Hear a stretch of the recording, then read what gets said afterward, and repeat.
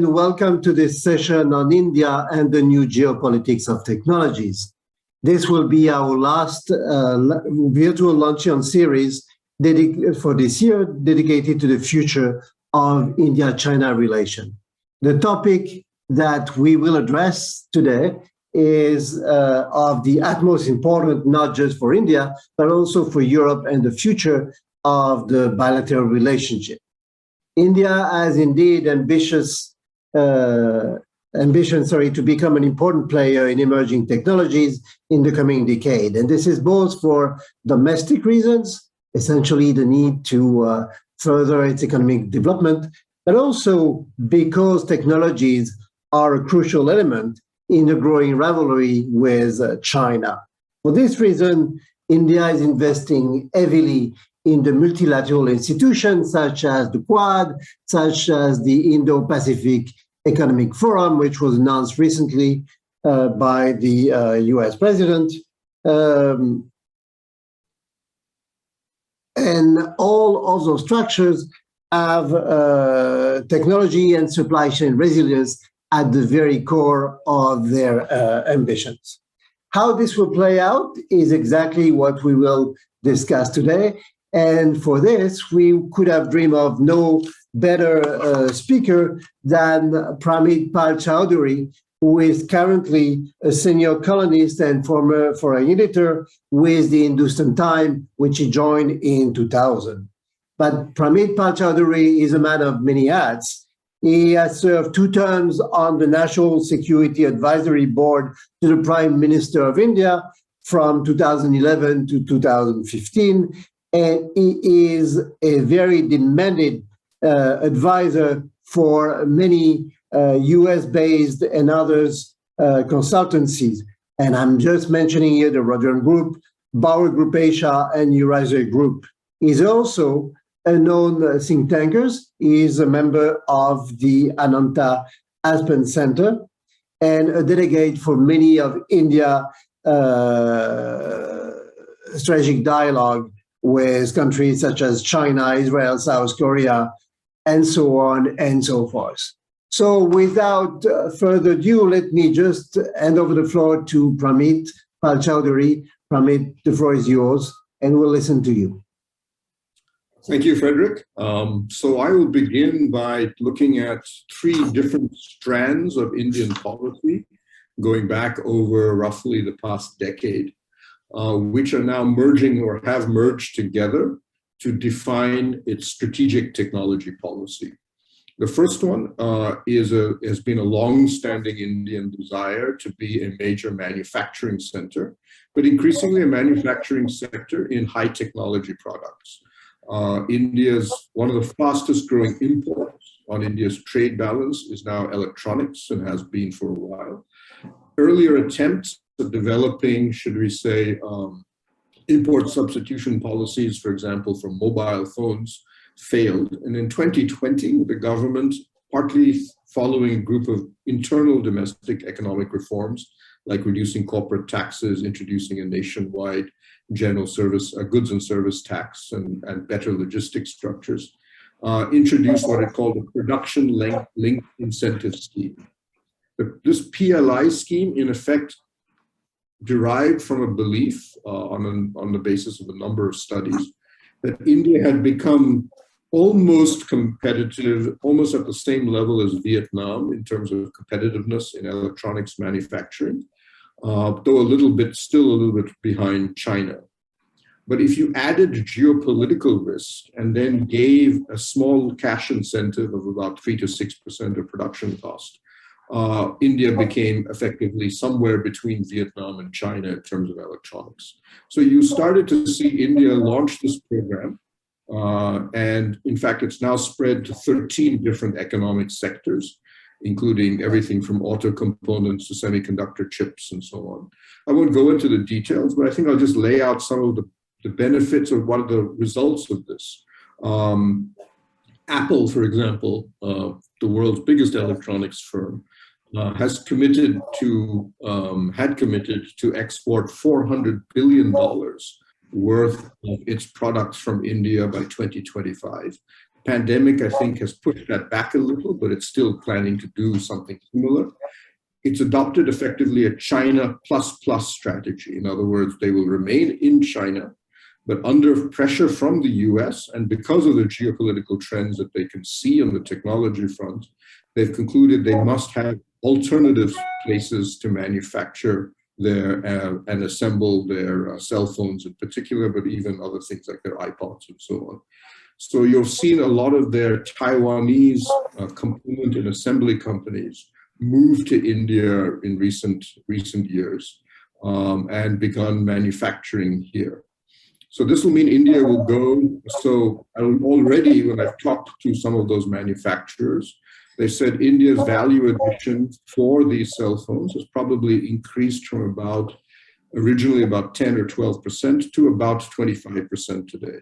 Samsung, the South Korean electronics giant, has a similar strategy. They have invested mainly in Vietnam, but they have a Vietnam plus one strategy, and India is the plus one. They've also begun putting up a number of plants in India to manufacture increasingly now the components of the cell phones, the liquid, the LED displays, and so on. India has announced a $30 billion semiconductor chip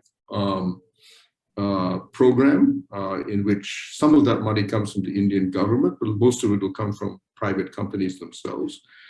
Again, partly thanks to our increasingly stronger relationship with Taiwan. India is not going for the high end because we're starting from zero. So what we're really doing is going to launching chips at the lower end of the spectrum. And I think we have 10 mobile phone companies. We have roughly the same number of chip companies expressing interest at least. And a couple of them have already begun setting up their plants. There are other sectors of the economy in the electronics sector, which this PLI scheme is built around. An additional element of this is in 2016, the government announced the Startup India program, which set up a set of incentives and really it changes in the regulatory environment in India designed to help startups in India. We now have officially the third largest startup ecosystem in the world, 42,000 startups at last count, mostly in the IT service sector, but includes everything from medicine to agriculture. We have passed, I think, over 100 unicorns have now been declared, partly because a unicorn being any startup that passes $1 billion in market capitalization, which is impressive. Though, of course, recently with the slowly receding amount of global liquidity, we'll see how many of them can actually sustain this.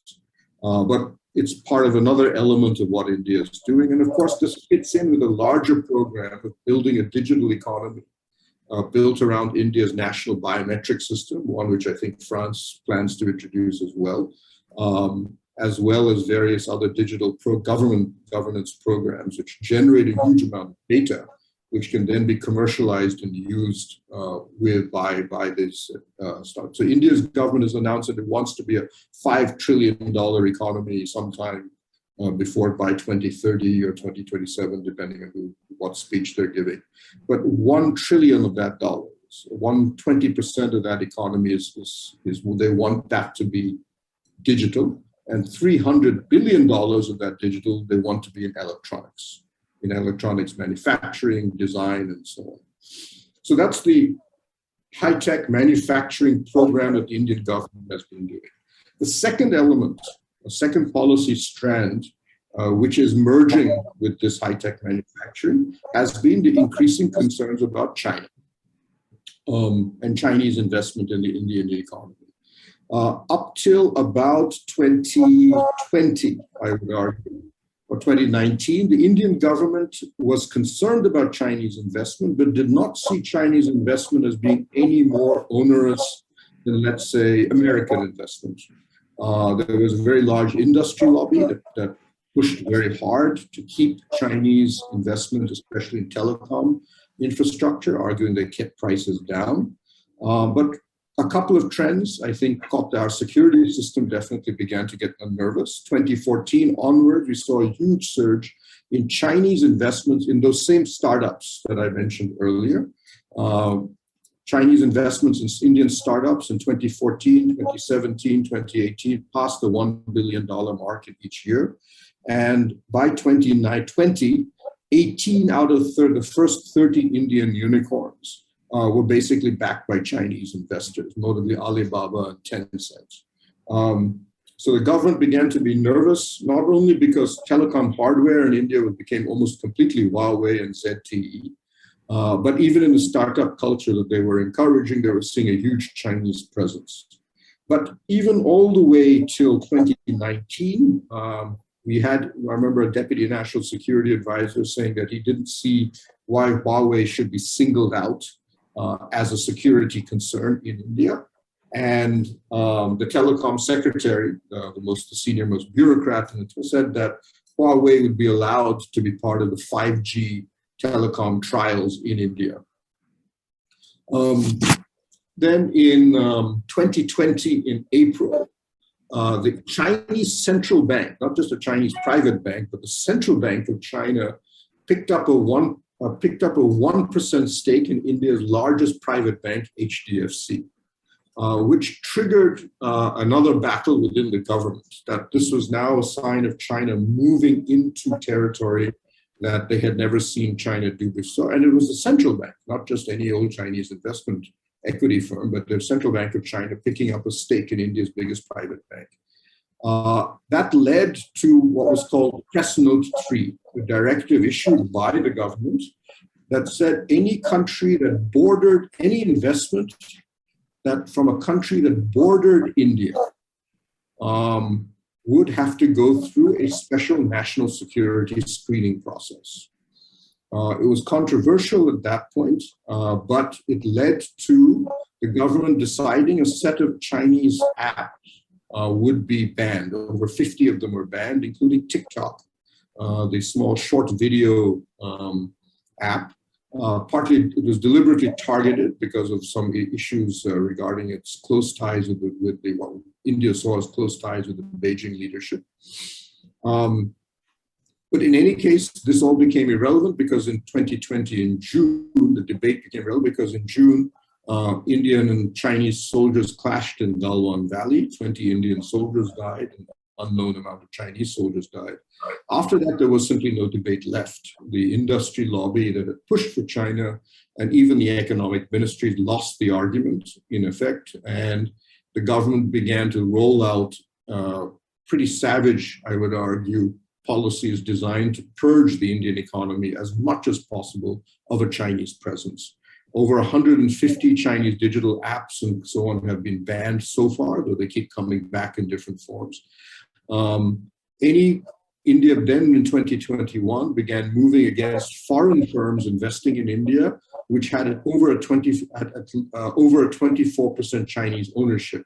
So even if you were a company, an American company or a Hong Kong or Singapore firm, but if by chance your 24% of your equity was owned by Chinese investors, you also then came under screening by the Indian government, and then many of these companies were ordered to reduce their Chinese ownership if they wish to function in India. This did result in some supply chain disruption, but given that supply chains were so badly disrupted both by COVID and various other issues, that wasn't particularly noticeable. But now there is under a deputy national security advisor, a new task force has been created whose job is only to screen Chinese, not only Chinese investment, but even Chinese businessmen applying for visas are basically have to be screened at the highest security level. This has not gone down well with Indian industry, at least some segments of it, but it's there, and the government has refused to back down on this issue. Now, the third strand that's now come into this and has merged very neatly, I would argue, with these first two, is the multilateral side. And at the heart of this is really the Quad. As India has come to conclude that China is a direct threat to its own technological accomplishments, and the growing Chinese presence in the Indian digital economy is something that needs to be countered.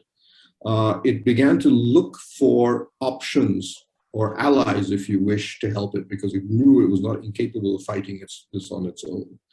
The Quad, in its first form, especially during the Trump administration, was internally divided, partly because the Americans tended to see this, at least in the Trump administration, largely as some sort of a quasi-military security alliance, which was something both India and to a lesser extent Japan resisted. At the end of the Trump administration, near the end, and then in the beginning of the Biden administration, we saw a different line being taken by the Americans. And I can actually say this, a member of the National Security Council briefed in Indian team here and said, look, this is where we see the future of the US-China relationship, where we see China is not will not try to take in America on militarily. They're too intelligent for that. What they will do, what they believe, is that a set of, should we say, critical technologies will determine who becomes, should we say, a leader in the global economic system in terms of standard setting, in terms of control of digital technology and information.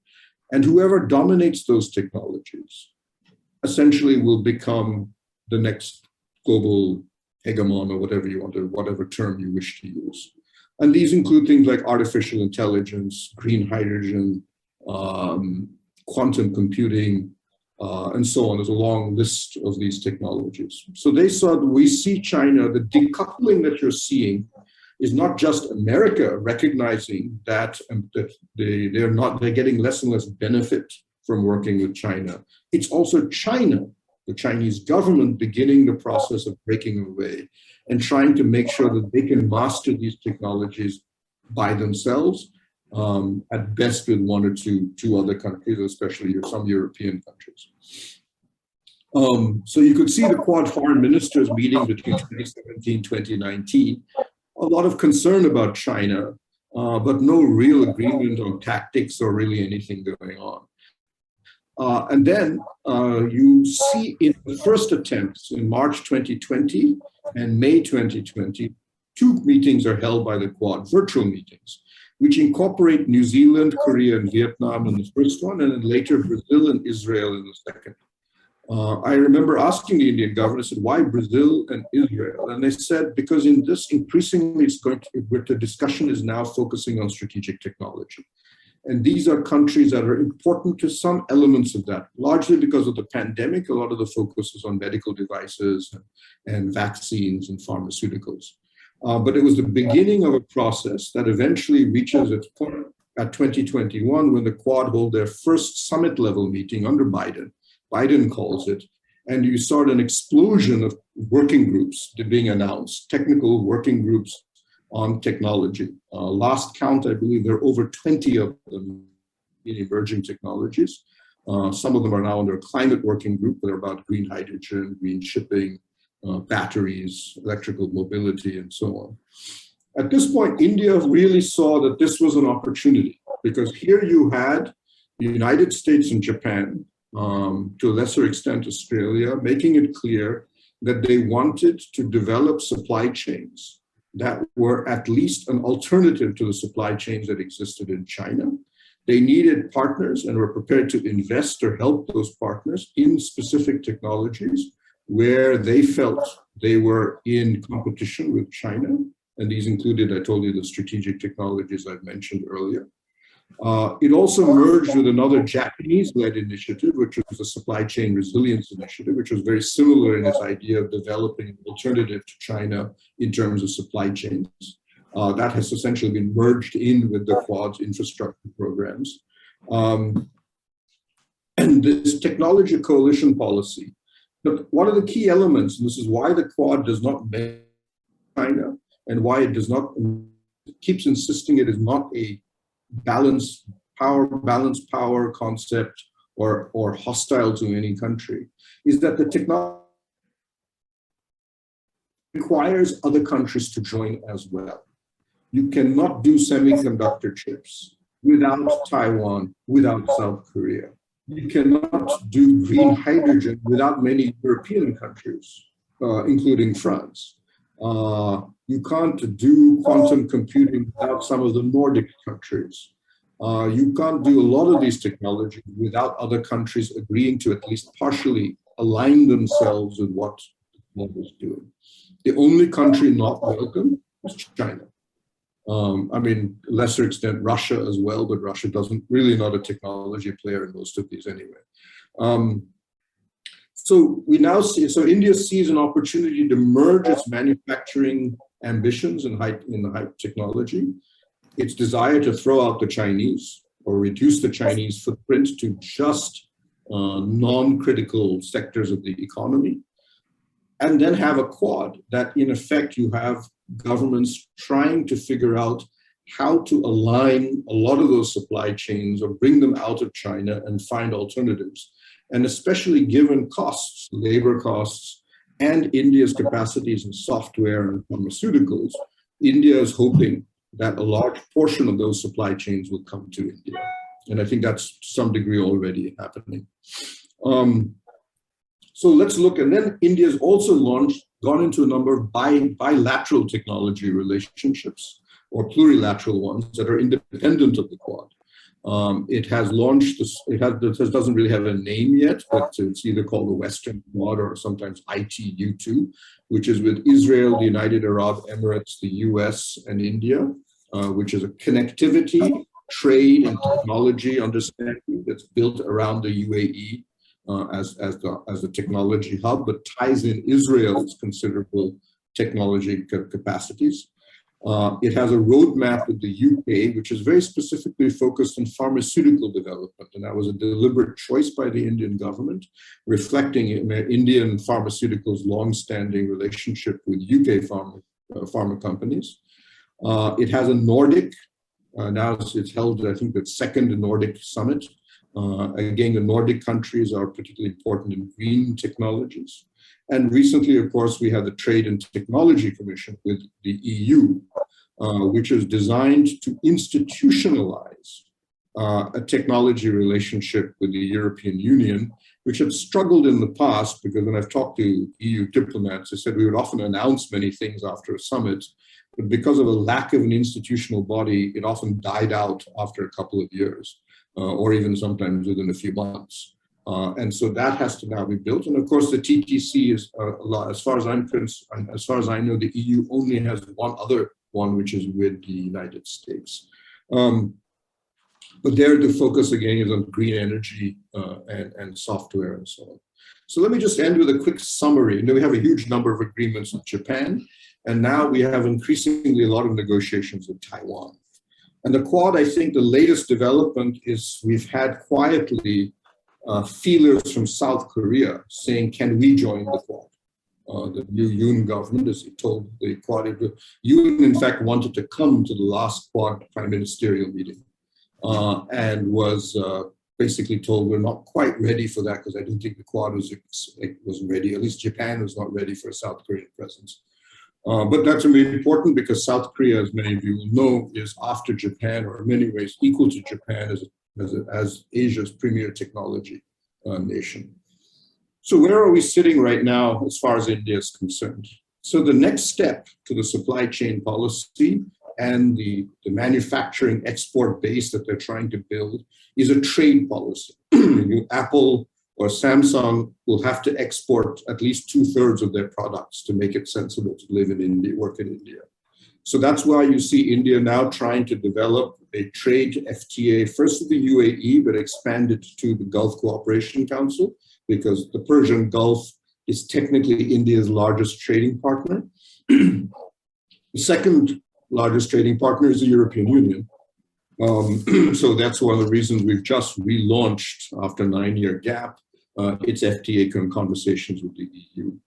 The Americans, we would love to have an FTA, but unfortunately the Americans themselves are no longer into FTAs anymore.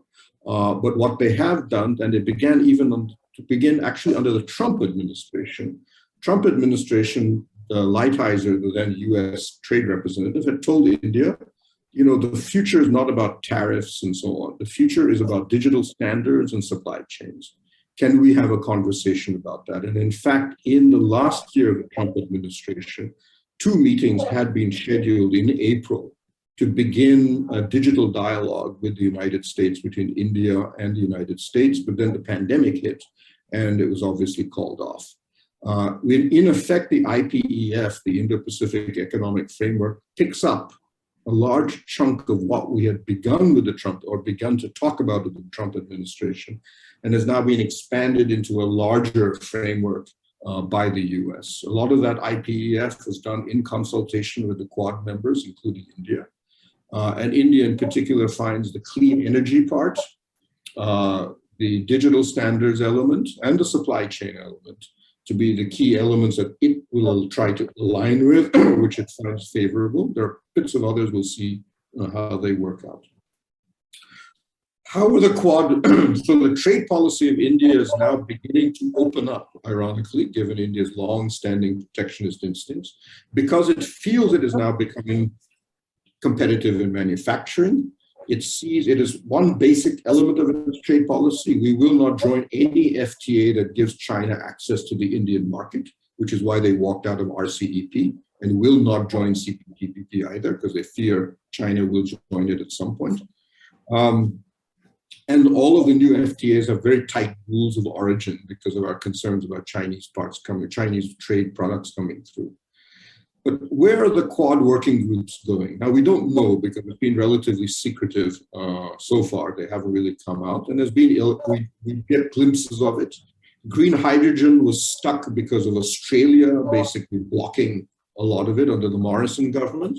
But I understand now with the new Labour government, they are much more amenable to green hydrogen. So we'll see that. The Japanese already have an extremely ambitious program on green hydrogen, which they're prepared to fund. 5G is about standards, and I think the other three members of the Quad are already in alignment. India wants a version of 5G standard to be tweaked a little bit. It's called the 5GI, but I don't think that will be an issue. So I expect 5G, we will already have the test project, the pilot projects for that new 5G will be launched or are about to be launched very soon. Chips is a lot more difficult because we have to bring in the South Koreans and the Taiwanese, but right now that's more a set of unilateral policies that are running independently of each other. But all of them are all right because it's as long as it is should we say, India's focusing on the chip design, America's doing the chip manufacturing with Taiwan, and South Korea and Japan are focusing on the substrate materials that go into and then we're going to see whether pharmaceuticals is something that India is already relatively strong in, but we need to build a better supply chain that's outside China. One of the things we realized in the COVID crisis was that we were very dependent on inputs from the rest of the world. We imported, in fact, we found 360 separate ingredients and products to make our vaccines. If one of them was missing, the vaccine couldn't be made, and we now realize that has to be changed somehow. Finally, what do the rest of the Quad countries see India providing? As I mentioned, they see it potentially, and Apple is, I think, in many ways the forerunner as to what could happen in terms of what happens after decoupling, where the supply chains could move to. But really what India also produces is manpower on a huge scale. When I was in America recently, discussions with the US government, so many US government officials, and one of the things they pointed out, they said, in things like artificial intelligence, there are only 3 countries that really generate our AI manpower. China is number 1, America is number 2, India is number 3. US by itself can't match Chinese manpower in AI.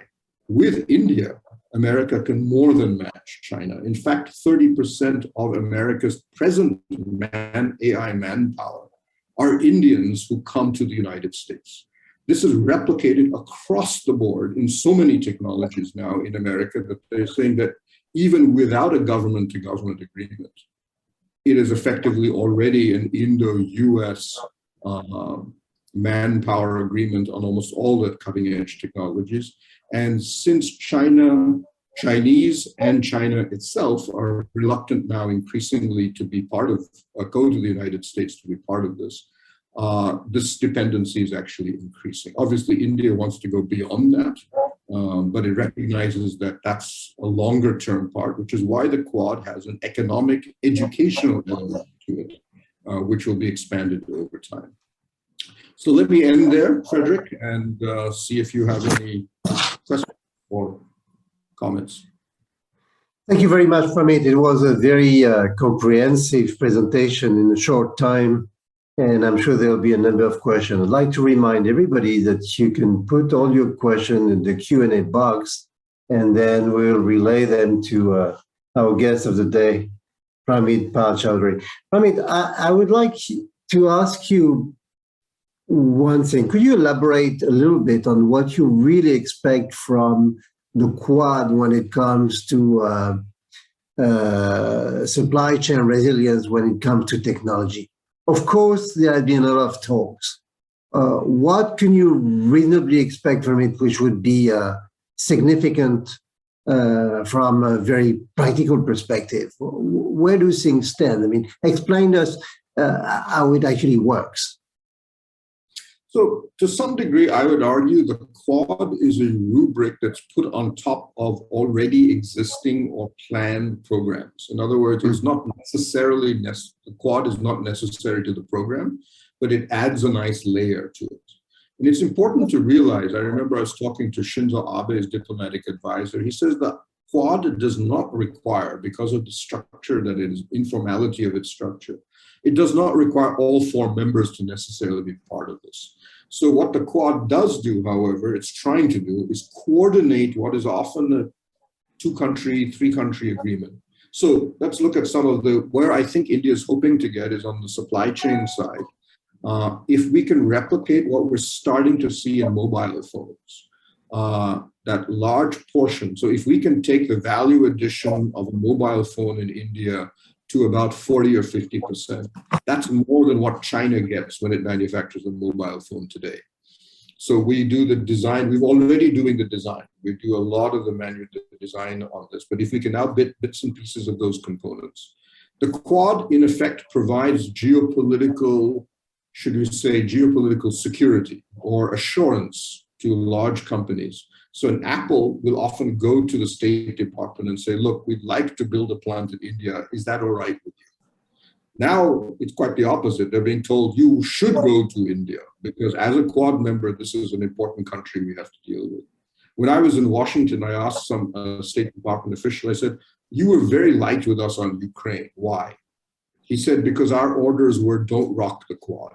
The Quad is overridingly important for American grand strategy. We're not doing anything that will make that more difficult to work with. So the Quad therefore provides this geopolitical, if you wish, sticker that these are safe countries to work with for American and Japanese companies. They're very happy that, oh, you're a Quad member, we're fine. So that's one element of it. Second, look at what's happening. The Japanese, for example, in particular, I give them pretty credit for experimenting with some of these different structures. So for example, on green hydrogen, on their own, they went and they looked at Australia and they said, look, Australia is a fossil fuel nation, but it has a huge amount of open, sunny land.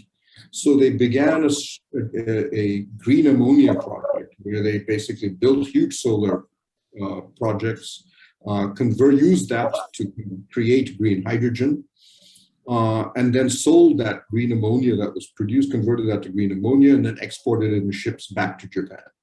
And then they made it so efficient that it's actually market driven. It doesn't require any subsidies.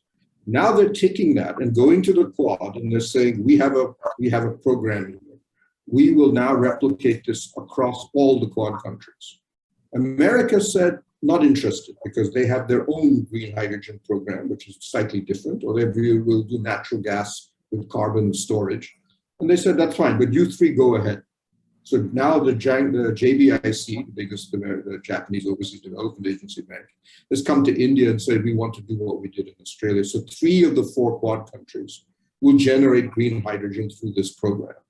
And the Japanese are financing this. Electrical mobility, batteries, and so on is a more complicated one, and it's one where China's domination is extraordinary. But there we have to go all the way down the supply chain to rare earths. You have to begin with where are your supplies of the metals, which is why you can see the Quad has turned to Australia, which is the mining power, in the Quad and said, what can you do? And so there's a Quad critical minerals project, a strategic minerals working group, which the other countries provide money and whatever else they can. India is not a big player in that in terms of inputs. And the Australians now beginning the process of how do we begin that? Then we feed that into a battery technology, which India and Japan and America are all part of. And then finally, we get electrical vehicles at one end.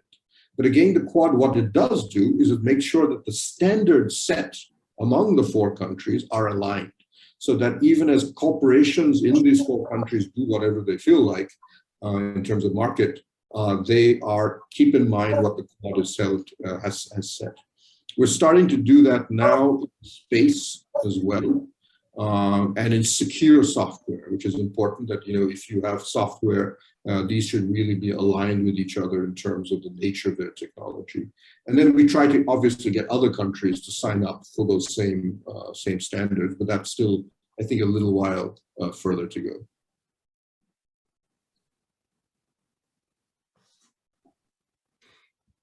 Thank you very much. Just before we continue, can you hear us? Because the sound was cut off at the very end of your sentence.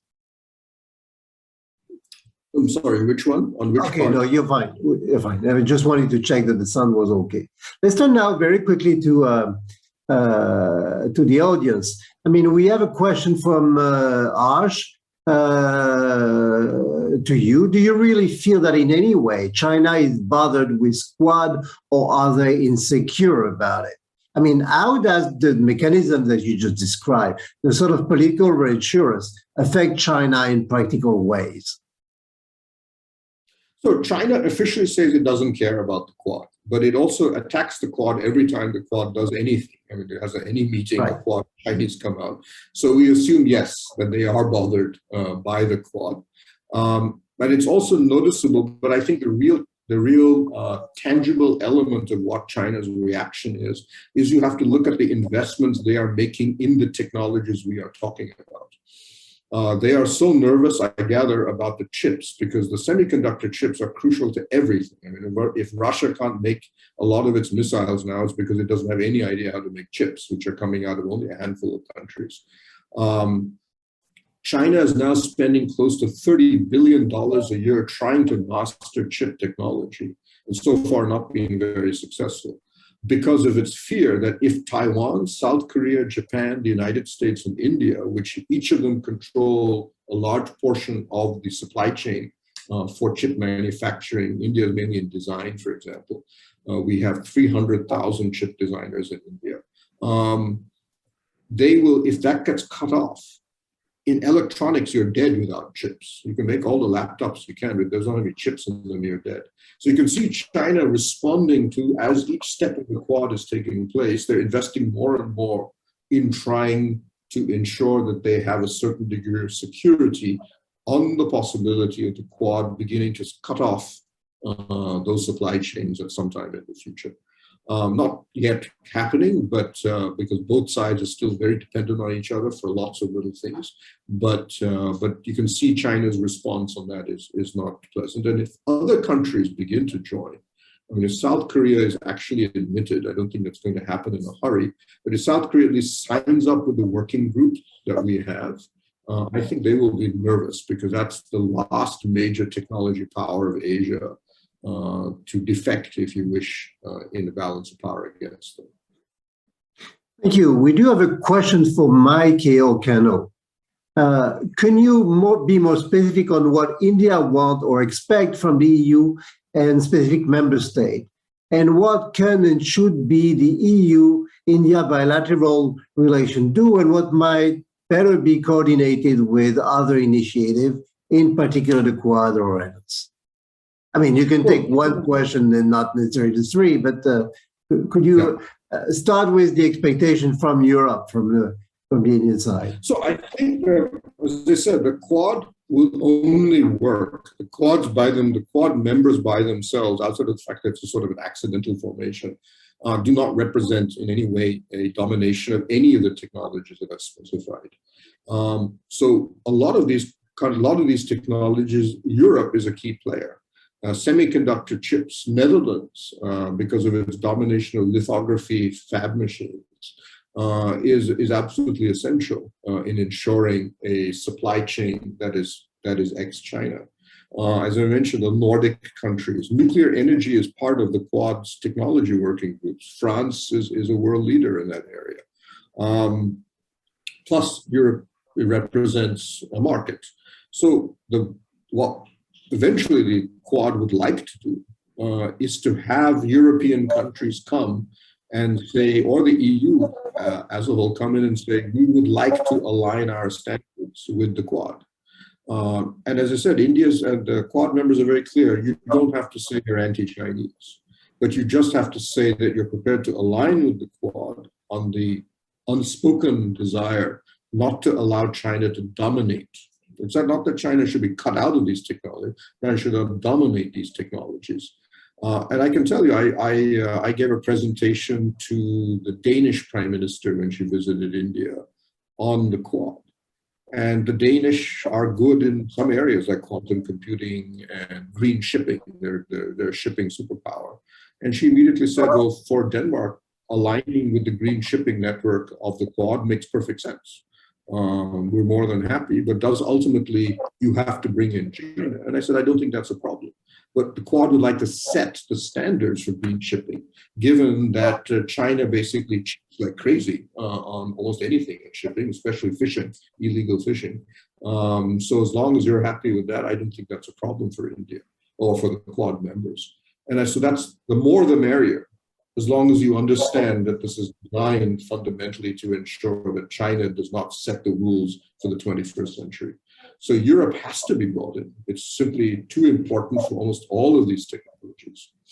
So I'd like this, I think at some point, a dialogue between the Quad and the European Union on these issues is going to have to happen for the Quad to make any sense. Do you see the TTC as the first step in that direction, or are these two separate evolutions? I don't have a sense yet of what the TTC is going to do. Is it going to be about standard setting? I mean, let's put it this way. The TTC could go in two different directions. One, it could be just the standard cooperation mechanism. We have exchanges of scientists, we have conferences, we try to make sure that companies can work together, and so on. That's fine. That's kind of already exists on a bilateral level anyway with most of the major EU countries between India and them.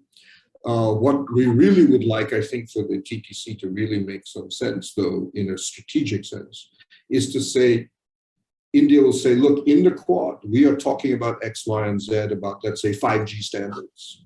Are European companies prepared to align themselves with those standards? On green hydrogen, we'd like to see a common EU policy. Right now, the EU is, at least last I checked, there were 3 different green hydrogen standards because France had the strictest because it had nuclear power behind to back it. Germany had the weakest because Germany has lots of dirty power, basically. But green hydrogen is important because if you are going to sell green steel, if you're going to have carbon-based tariffs, adjustment tariffs against steel and non-ferrous metals and airplanes and everything coming in from India or from Asia generally, it would be good to align those green hydrogen standards of the EU as a whole, and then the EU with the Quad members. Because then the trade between these countries in those products, almost any manufactured product, will then be smooth. Otherwise, you'll end up with this huge hodgepodge of 15 different types of standards on green hydrogen, which will make trade almost impossible, or very difficult anyway. So that's the kind of thing, yes, the TTC should be doing, but at present I don't have a sense, it hasn't really met yet, has it, of a sense of what exactly is on the agenda. A question from Alice Panier. How is this vision of the Quad at the heart of India's tech foreign policy shared among India's foreign policy elites? Are there alternative preferences that would place cooperation with the US less front and center in India's approach? Sorry, I missed that. Okay, so you're reading from somewhere else. Okay. Yes, I'm reading the question from Alice Panier, and she said that How is this vision of the Quad at the heart of India's tech foreign policy shared among India's foreign policy elite? And are there alternative preferences that could place cooperation with the US less central in India's approach? I would say there's now virtually a consensus. Only the extreme left and the extreme right remain suspicious of the United States, but only the extreme left sees the US and China to be on rough, or prefers China slightly over the US. The extreme right doesn't like either of them, sees itself as a nativist position that India should stand basically by itself. But the broad consensus within all the political parties in India now is the Quad is now in many ways at the heart, or the biggest investment that India is making in its foreign policy, and that the United States is going to be, or already is, our primary strategic partner in the world. It's already happening partly just on its own. I mean, the United States officially became our biggest trading partner in April. It overtook China, which is quite an accomplishment, though largely because of energy imports. But given that we are deliberately driving out Chinese investment, FDI into India collapsed 74% in the last fiscal year. That's our fiscal year ends in March. At a time when overall FDI into India rose. I mean, overall FDI by other countries actually rose.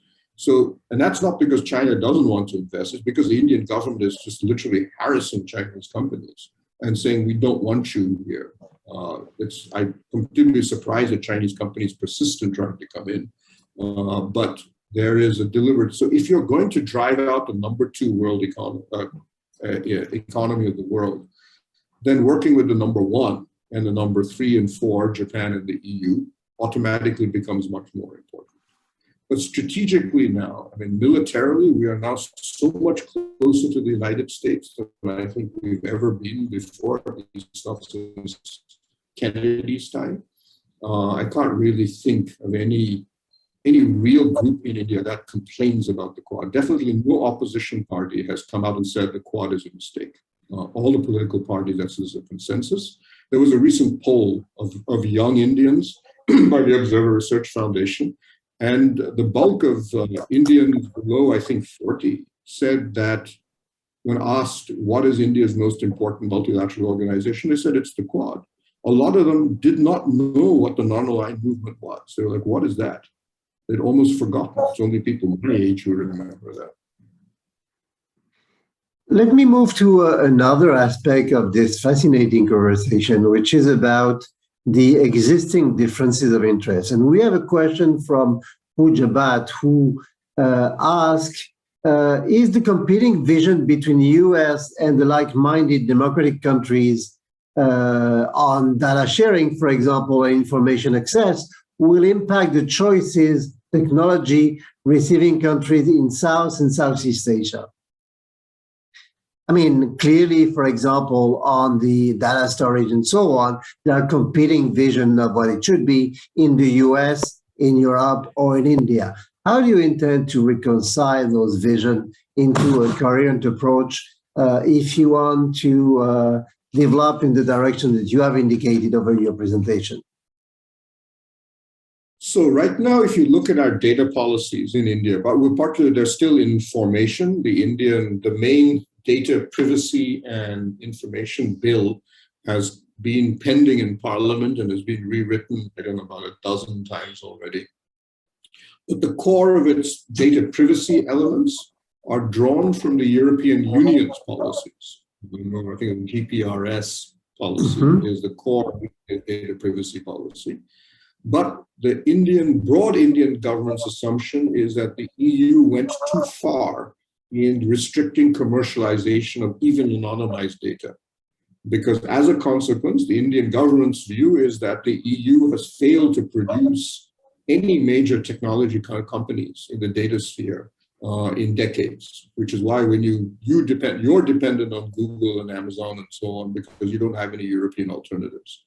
So the government of India says that that's not what we want. We want Indian companies as well to feel, and especially since we've driven out Alibaba and Tencent, it's basically just American companies that now dominate e-commerce and so on. So what we have adopted is policies. There's a group in India called iSprit, which is a bunch of Indian tech entrepreneurs and theorists, if you wish, many of whom come from the United States. They're Indian origin, but worked in Silicon Valley, who have basically argued that India now needs to develop a variety of data, data ecosystem that is designed to ensure that the kind of big tech monopoly that happened in the United States does not take place, but also does not allow this complete strangulation of any commercial companies arising in India, as happened in the European Union. So what they're doing, for example, in a simple example, so like in the fintech space and digital payments, they introduced what is called a unified payment interface, UPI, which means that all payments in India, all digital payments go through one interface.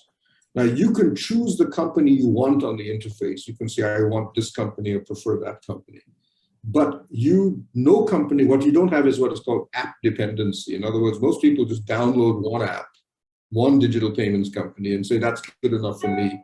And that automatically, that company, as it picks up more and more or dominates the market, becomes the monopoly, or becomes at least an oligopoly with 2 or 3 companies.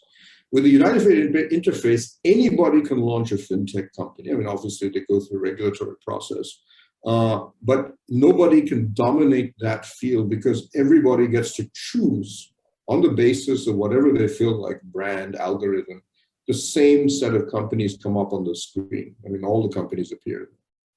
We're now doing the same thing with e-commerce, with the open network e-commerce policy that will be introduced probably in August.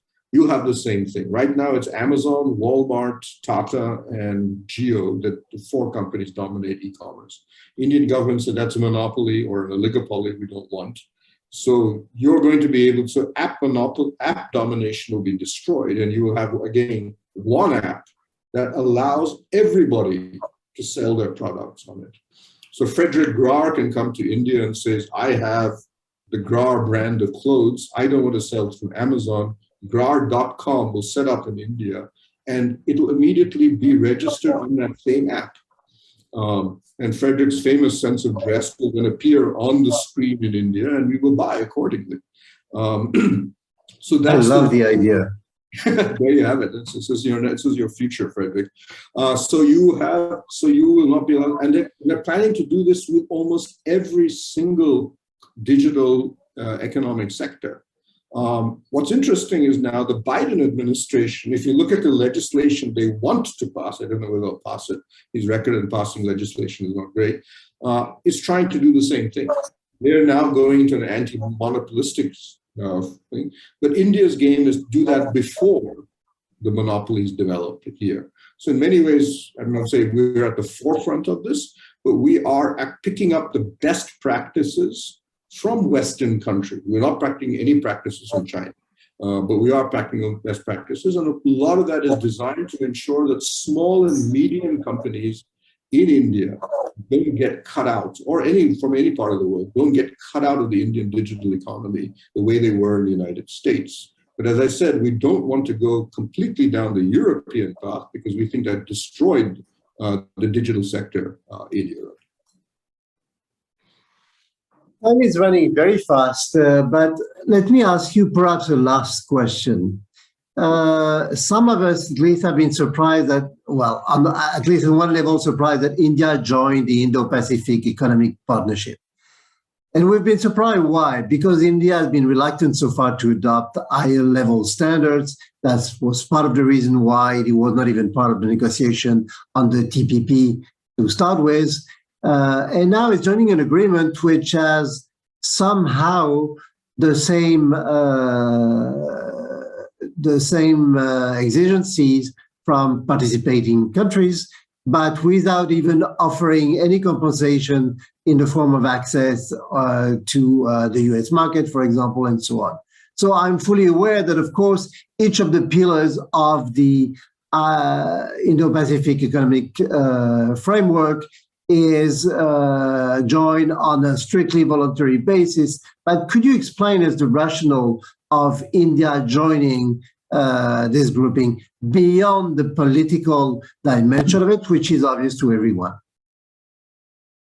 So for India, as I said, we're not we've never been a major trade player, especially in trade policy.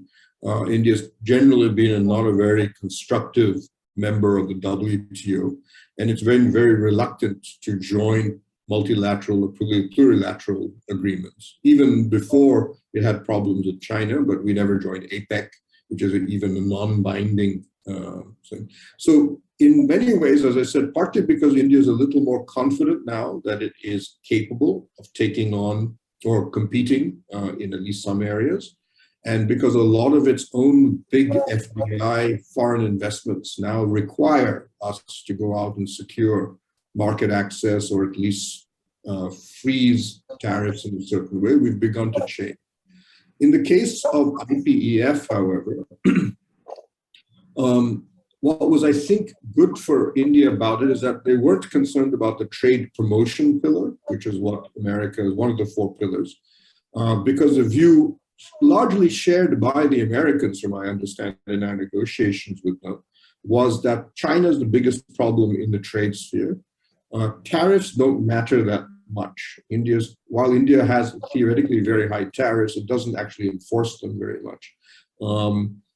So tariffs can go up and down. It doesn't matter because most countries can get around. Most companies are actually brilliant at getting around tariffs. The real issue is for India. The IPF has a sort of pick and choose. It's like a smorgasbord. You can choose what you want to do. It's not a package deal. You don't have to sign up for everything. So India was more happy with that type of a structure anyway. And it made it much easier for us to sign up for what we were interested, which is the green energy and so on. And as the environmental, and because we're there at the beginning of the process, if you wish, we feel confident and given our geopolitical leverage in a position to tell the Americans on certain environmental standards, on labor standards and so on, we would prefer to keep it at this and this level or give us an exemption on such and such points. We are in a better position to give out, to say what the agenda should be. And because we have a slightly more coherent trade policy now, that makes it better for us. It's still a work in progress. There are very little details in the IPF. They've just held their first ministerial. But I think the key points for India are clean energy and digital standards. If we get digital, we are competitive and strong and in services. If you look at what we did with our FTA with UK, we did the same thing. We said, let's not worry about the goods. Let's focus on the services and immigration, which was a great thing because that's politically very popular in India. We put in an immigration pact into that agreement. That's not likely with most countries. Australia is a little more like a normal FTA, and the only thing France should be nervous about is that Australia has got a 50% reduction on their tariff on wine, which now means that they can threaten the French domination of wine imports into India. Unacceptable. So hopefully the EU trade agreement goes through at some point before the Australians are already flooding the market with their wine to take as much market share as possible away from you. So we'll see that the IPEF is because we can pick and choose and because we believe we can set some of the rules right from the beginning ourselves and be a key at the high table of this. It's more attractive to India. But I think it's still an experiment for him in India. Can we handle a large plurilateral trade and technology framework on a size that we've never done before and be a constructive player in it? Well, on that positive note, we will bring this session to a close. I would like to thank you very much, Pramit, on behalf of the CFR, of course, and on behalf of the audience. To all of you, I'd like to say that this was our last session of this season. We'll resume our Luncheon series in September. So I wish you an excellent summer. And thank you, all of you, for following us during this entire season. And see you in September. Bye. Thank you. Thank you. So Frederick, when you come to India next,